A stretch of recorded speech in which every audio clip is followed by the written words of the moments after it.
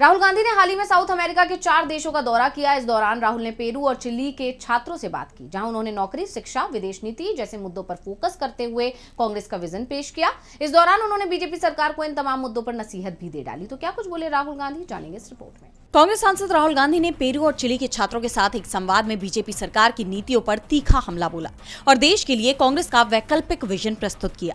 इस संवाद में राहुल ने शिक्षा, अर्थव्यवस्था और विदेश नीति पर फोकस किया है। उन्होंने कहा कि आज भारत में पढ़ाई बहुत महंगी हो गई है। सरकार सिर्फ प्राइवेट स्कूलों के भरोसे न रहे, बल्कि खुद आगे आकर स्कूलों, कॉलेजों में ज्यादा पैसा लगाए। पढ़ाई ऐसी हो जो सवाल पूछना सिखाए, अंधविश्वास से दूर रखे और देश के हर तबके की विविधता दिखाए। इसके साथ ही अर्थव्यवस्था के मुद्दे पर भी राहुल ने मोदी सरकार पर तीखा हमला बोला। उन्होंने कहा कि देश में जॉबलेस ग्रोथ चल रही है।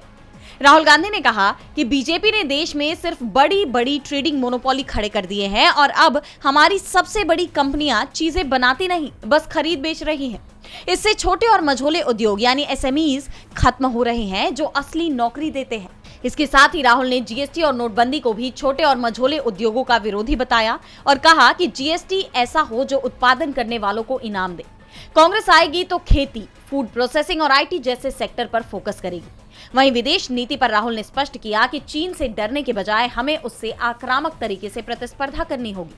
उन्होंने माना कि देश में मैन्युफैक्चरिंग कम होने से नौकरी की दिक्कत आ रही है, इसलिए उन्होंने पेरू जैसे देशों के साथ मिलकर एक वैकल्पिक मैन्युफैक्चरिंग सिस्टम बनाने की बात कही।